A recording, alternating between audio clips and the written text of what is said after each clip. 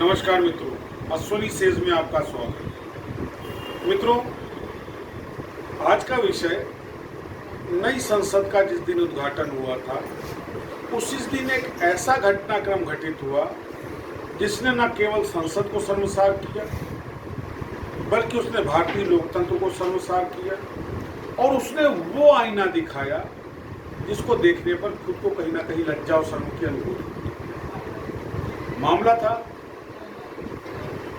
सांसद दानिश खान और भाजपा सांसद विदुड़ी के बीच।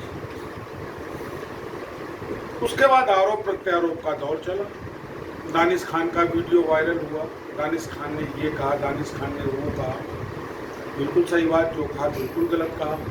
लेकिन क्या उस संदर्भ में विदुड़ी के स्टेटमेंट को जायज ठहराया जा सकता है? एक गंभीर प्रश्न। क्या रूल ऑफ लॉ नहीं है? क्या पावर इज माइट हिंदुस्तान में एप्लीकेबल है? समरथ को नहीं दोष घुसाएंगे। आप सत्ता में हैं तो आप सब कुछ बोलेंगे।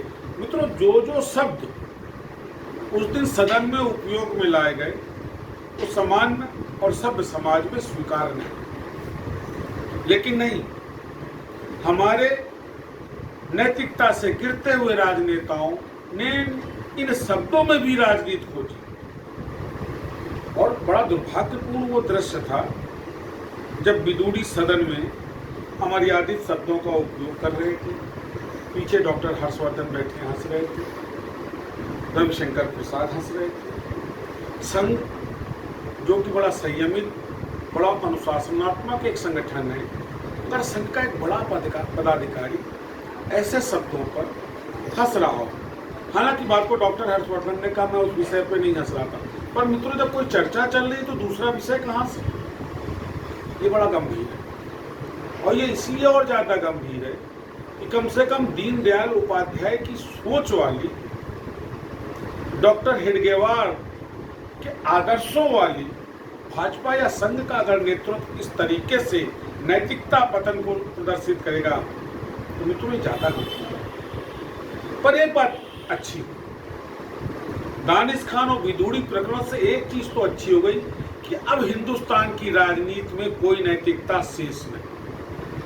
अब केवल एक लक्ष्य है हिंदुस्तान की राजनीति का कि एन केन प्रकरण सत्ता पे कब्जा, उसके लिए चाहे गाली गलौज करनी पड़े, हत्याएं करवानी पड़े या किसी भी स्तर पर जाना। आप देखिए, एक नहीं दो सांसद, कितने गंभीर आरोप, कार्रवाई नहीं।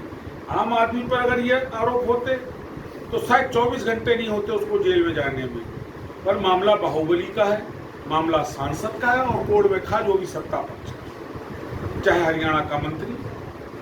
बेटी बचाओ, किनसे ही आज तक किसी ने स्पष्ट नहीं किया।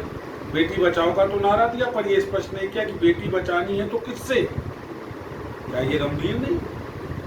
अगर हमारे माननीयों पे, जनप्रतिनिधियों पर ये गंभीर प्रश्न आते हैं, ये गंभीर आरोप लगते हैं, तो मित्रों सोचना पड़ेगा कि हिंदुस्तान का लोकतंत्र किधर जा रहा है।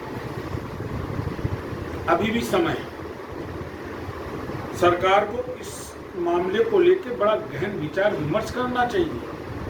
सदन की मर्यादाएं निर्धारित की जानी चाहिए, विरोध होना चाहिए, लेकिन विरोध में इस तरीके से अब शब्दों का और गिरे हुए नैतिक भावों का स्वागत न तो किया जा सकता है और न किया जाना चाहिए। इस वीडियो के माध्यम से आम जनता से अपील, सरकार तो सुनेगी नहीं, लेकिन आम जनता से अपील, अब की बार वोट देने जाए तो इसका जरूर ध्यान रखें कि जिस व्यक्ति को आप दे रहे हैं उसकी नैतिकता क्या है,